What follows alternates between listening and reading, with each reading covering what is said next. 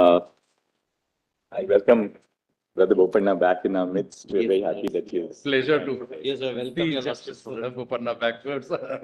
That's why many of us are here. The seven of us have arrived at a unanimous verdict. I shall first read the conclusions, followed by the relevant paragraphs from our reasoning in the judgment. We hold, in the course of this judgment, while analyzing the reasoning of the majority and minority in P.V. Narasimha Rao, we have independently adjudicated on all aspects of the controversy, namely, whether by virtue of Articles 105 and 194 of the Constitution, a member of Parliament or the Legislative Assembly, as the case may be, can claim immunity from prosecution on a charge of bribery in a criminal court. We disagree with and overrule the judgment of the majority on this aspect. Our conclusions are thus. 1. The doctrine of stare decisis is not an inflexible rule of law. A larger bench of this court may reconsider a previous decision in appropriate cases, bearing in mind the tests which have been formulated in the precedents of this court. The judgment of the majority in P.V. Narasimha Rao, which grants immunity from prosecution to a member of the legislature who has allegedly engaged in bribery for casting a vote or speaking, has wide ramifications on public interest, probity in public life, and parliamentary democracy. There is a grave danger of this court allowing an error to be perpetuated if the decision were not reconsidered. 2. Unlike the House of Commons in the UK, India does not have ancient and undoubted privileges which were vested after a struggle between Parliament and the King. Privileges in pre-independence India were governed by statute in the face of a reluctant colonial government. The statutory privilege transitioned to a constitutional privilege after the commencement of the Constitution. 3. Whether a claim to privilege in a particular case conforms to the parameters of the Constitution is amenable to judicial review. 4. An individual member of the legislature cannot assert a claim of privilege to seek immunity under Articles 105 and 194 from prosecution on a charge of bribery in connection with a vote or speech in the legislature. Such a claim to immunity fails to fulfill the twofold test that the claim is tethered to the collective functioning of the House and that it is necessary to the discharge of the essential duties of a legislator. 5. Articles 105 and 194 of the Constitution seek to sustain an environment in which debate and deliberation can take place within the legislature. This purpose is destroyed when a member is induced to vote or speak in a certain manner because of an act of bribery. 6. The expressions anything and any must be read in the context of the accompanying expressions in Articles 105.2 and 194.2. The words in respect of means arising out of or bearing or clear relation to and cannot be interpreted to mean anything which may be even have a remote connection with the speech or vote given. 7. Bribery is not rendered immune under Articles 105.2 and the corresponding provision of Article 194 because a member engaging in bribery commits a crime which is not essential to the casting of the vote or the ability to decide on how the vote should be cast. The same principle applies to bribery in connection with a speech in the House or a committee. 8. Corruption and bribery by members of the legislatures erode probity in public life. 9. The jurisdiction which is exercised by a competent court to prosecute a criminal offense and the authority of the House to take action for a breach of discipline in relation to the acceptance of a bribe by a member of the legislature exist in distinct spheres. The scope, purpose, and consequences of the court exercising jurisdiction in relation to a criminal offense and the authority of the House to discipline its members are different. 10. The potential of misuse against individual members of the legislature is neither enhanced nor diminished by recognizing the jurisdiction of the court to prosecute a member of the legislature who is alleged to have indulged in an act of bribery. 11. The offense of bribery is agnostic to the performance of the agreed action and crystallized on the exchange of illegal gratification. It does not matter whether the vote is cast in the agreed direction or if the vote is cast at all. The offense of bribery is complete at the point in time when the legislator accepts the bribe. And 12. The interpretation which has been placed on the issue in question in the judgment of the majority in P.V. Narasimha Rao results in a paradoxical outcome where a legislator is conferred with immunity when they accept a bribe and follow through by voting in the agreed direction. On the other hand, a legislator who agrees to accept a bribe but eventually decides to vote independently will be prosecuted. Such an interpretation is contrary to the text and purposes of Articles 105 and 194. We provide an overview now of the history of parliamentary privilege in India, followed by the purport of the privilege in India. I will read a few extracts from the judgment and the test to be applied. While some cherished freedoms exercised individually by members of the House, including the freedom of speech, have been undeniably understood to be essential to the functioning of the House as a whole, such exercises, such as damaging public property or committing violence, are not and cannot be deemed to have immunity. The privileges and immunities enshrined in Articles 105 and 194 of the Constitution, with respect to Houses of Parliament and the legislatures, their members and committees, respectively belong to the House collectively. The exercise of the privileges individually by members must be tested on the anvil of whether it is tethered to the healthy and essential functioning of the House. The evolution of parliamentary privileges, as well as the jurisprudence of this court, established that members of the House, or indeed the House itself, cannot claim privileges which are not essentially related to their functioning. To give any privilege unconnected to the functioning of the Parliament or legislature by necessity is to create a class of citizens which enjoys unchecked exemption from ordinary application of the law. This was neither the intention of the Constitution nor the goal of vesting Parliament and legislatures with powers, privileges, and immunities. We therefore hold that the assertion of a privilege by an individual member of Parliament or legislature would be governed by a twofold test. First, the privilege claimed has to be tethered to the collective functioning of the House, and second, its necessity must bear a functional relationship to the discharge of the essential duties of a legislator. We then proceed to apply the above exposition of law to the context of a legislator who receives a bribe to cast a vote or speak in a certain direction. We hold that bribery is not protected by parliamentary privilege for the following reasons. The words anything and any, when read with their respective operative words, mean that a member may claim immunity to say as they feel and vote in a direction that they desire on any matter before the House. These are absolutely outside the scope of interference by the courts. The wide meaning of anything and any, read with their companion words, connotes actions of speech or voting inside the House or committee, which are absolute. The phrase in respect of applies to the collective phrase anything said or any vote given. The words in respect of means arising out of or bearing a clear relation to. This may not be overbroad or be interpreted to mean anything which may have even a remote connection with the speech or vote given. We therefore cannot concur with the majority judgment in P.V. Narasimha Rao. The purpose and object for which the Constitution stipulates powers, privileges, and immunity in Parliament must be borne in mind. Privileges are essentially related to the House collectively and necessary for its functioning.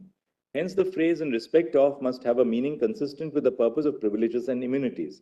Articles 105 and 194 of the Constitution seek to create a fearless atmosphere in which debate, deliberations, and exchange of ideas can take place within the Houses of Parliament and the state legislatures. For this exercise to be meaningful, members and persons who have a right to speak before the House or any committee must be free from fear or favor induced into them by a third party.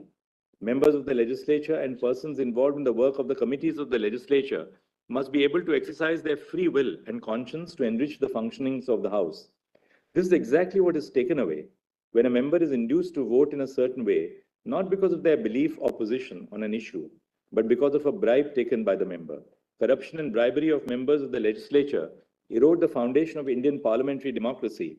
It is destructive of the aspirational and deliberative ideals of the Constitution and creates a polity which deprives citizens of a responsible, responsive, and representative democracy. Under Section 7 of the PC Act, the mere obtaining, accepting, or attempting to obtain an undue advantage with the intention to act or forbear from acting in a certain way is sufficient to complete the offense. It is not necessary that the act for which the bribe is given be actually performed. The first explanation to the provision further strengthens such an interpretation when it expressly states that the obtaining, accepting, or attempting to obtain an undue advantage shall itself constitute an offense, even if the performance of a public servant has not been improper. Therefore, the offense of a public servant, being bribed, is pegged to receiving or agreeing to receive the undue advantage, and not the actual performance of the act for which the undue advantage is obtained. Indeed, to read Articles 105.2 and 194.2 in the manner proposed in the majority judgment results in a paradoxical outcome. Such an interpretation results in a situation where a legislator is rewarded with immunity when they accept a bribe and follow through by voting in the agreed direction. On the other hand, a legislator who agrees to accept a bribe but may eventually decide to vote independently will be prosecuted. Such an interpretation belies not only the text of Articles 105 and 194, but also the purpose of conferring parliamentary privileges on members of the legislature. Finally, before concluding, we hold that elections to the Rajya Sabha fall within the remit of Article 194(2). We hold, distinct from the marginal note, in the text of the provision, there is a conscious use of the term legislature instead of the House of Legislature at appropriate places. It is evident from the drafting of the provision that the two terms have not been used interchangeably. The first limb of Article 194(2) pertains to anything said or any vote given by him in the legislature or any committee thereof. However, in the second limb, the phrase used is in respect of the publication by or under the authority of a House of such a legislature of any report, paper, votes, or proceedings. There is a clear departure from the term legislature, which is used in the first limb, to use the term House of such legislature in the second limb of the provision. It is clear, therefore, that the provision creates a distinction between the legislature as a whole in the first limb and the House of the same legislature in the second limb. The elections to the Rajya Sabha conducted under Article 80, as referred to above, may also take place when the House is not in session, as seats may fall vacant when the Legislative Assembly of the state is not in session. However, the elections remain a part of the functioning of the legislature and take place within the presence of the Legislative Assembly. Similarly, the elections for the President of India under Article 54 and for the Vice President under Article 66 may also take place in Parliament or the state legislative assemblies when they are not in session. However, they are an integral part of the powers and responsibilities of elected members of the Parliament and the state legislative assemblies. The vote for such elections is given in the legislature or Parliament, which is sufficient to invoke the protection of the first limb of Articles 105(2) and 194(2). Such processes are significant to the functioning of the legislature and in the broader structure of parliamentary democracy. There appears to be no restriction, either in the text of Article 105(2) or Article 194(2), which pushes such elections outside of the protection provided by the provisions. Further, the purpose of parliamentary privilege to provide legislatures with a platform to speak and vote without fear is equally applicable to elections to the Rajya Sabha and elections for the president and the vice president as well. So we have overruled the judgment in P.V. Narasimha Rao.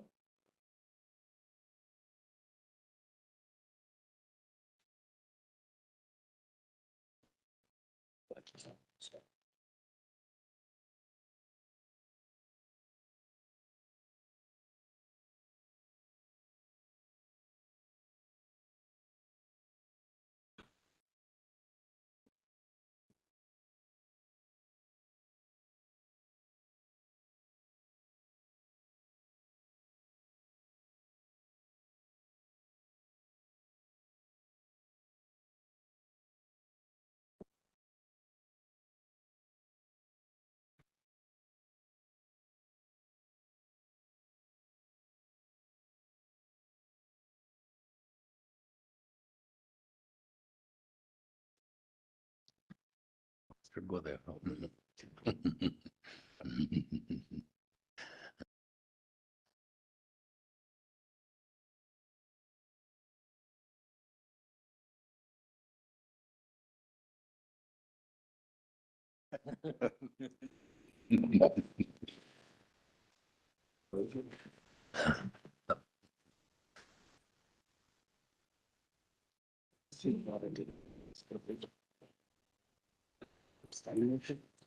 The court never passes the buck, my lord, it only passes the parcel. After it's signed, I'll tell you a little aside on this. The members of the bar will be happy to. It's just a little. We always, good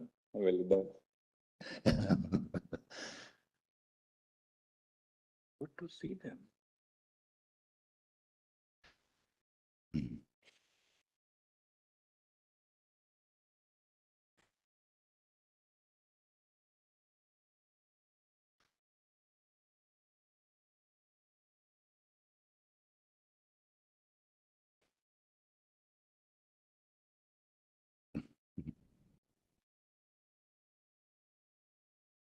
Now I'll tell you the little aside.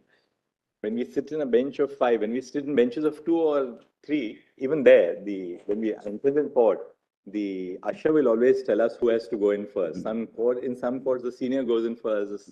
Some courts, the junior goes in first, depending on the configuration. In combinations of 5, 7, and 9, it becomes a little more complex. So when 9 of us assemble, the ushers, there's a lead usher who will say, "Pehle aap jayenge, fir ye aaenge." So we all stand in that order, subject to the ushers' command, and then we go in that order into the court. As one of the few members of the bar who has seen Kesavananda Bharti being argued, Millards, as a student, Yes.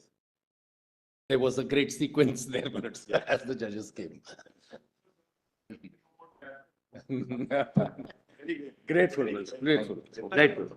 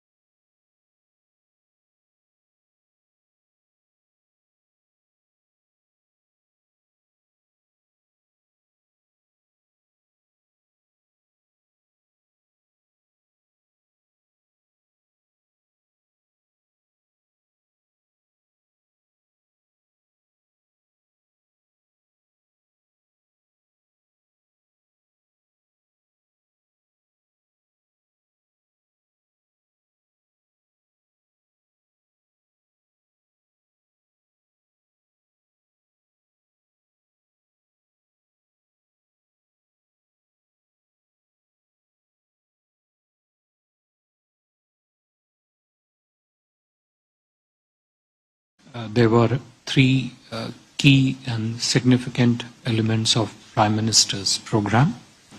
The first was a ceremonial welcome. Honorable Prime Minister was accorded a ceremonial welcome at the Amiri Diwan, where His Highness Amir Sheikh Tamim bin Hamid Al Thani received him. Thereafter, the ceremonial guard of honor was presented to the Prime Minister. The two leaders thereafter held detailed discussions, first in a delegation level format and then in the restricted format. The topics of discussion included a wide range of areas of bilateral cooperation, including trade partnership, investment cooperation, energy partnership, issues engaged in regional security, cultural affinity, and people-to-people ties. In this, when the two leaders spoke, they spoke about the need for strategic investments and strategic partnership in the field of energy and technology, and to proceed beyond the bilateral relationship in this field. They also discussed issues of regional and international importance. The two leaders recalled their last meeting on the sidelines of COP28 last December.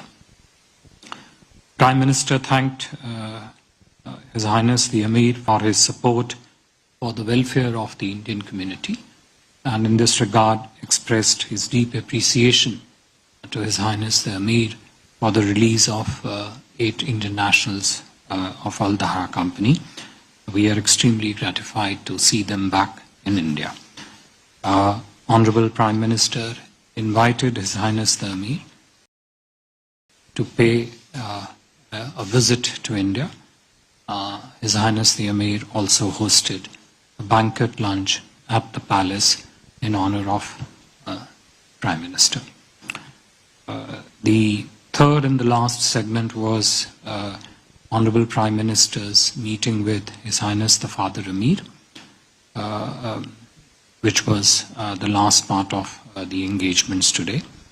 Prime Minister congratulated His Highness the Father Amir on his visionary leadership that has paved the way for Qatar's development over the past decades, has also laid a strong foundation for India-Qatar bilateral partnership. Father Amir affirmed that India and Qatar share an unwavering bond epitomized by mutual trust and cooperation. He also appreciated the role of the Indian community and Indian diaspora in Qatar in the development and nourishing the bilateral partnership. India and Qatar, just to recall, are very important trade partners. There are several segments of our bilateral cooperation that are important, significant, and growing. I would just highlight 3-4 of them. The first is the bilateral trade, which is roughly standing at close to $20 billion. 2 is the strong investment cooperation that India and Qatar already have. 3, which I just mentioned, a very strong and vibrant Indian diaspora based and living in Qatar. And 4, of course, the partnership, multifaceted partnership in the field of energy, which includes energy trade as also other segments of energy supply chain, contributing to a stronger partnership in the field of energy security. You would recall that most recently on the sidelines of India Energy Week, in last week held in Goa, the two countries signed an agreement for supply of 7.5 MMTPA, I think it stands for million metric tons per annum, LNG from Qatar to India for 20 years, starting 2028 onwards. This long-term LNG partnership goes way back to 1999 and remains robust, strong, and future-oriented. All in all, the Honorable Prime Minister has had a very successful visit to Qatar. The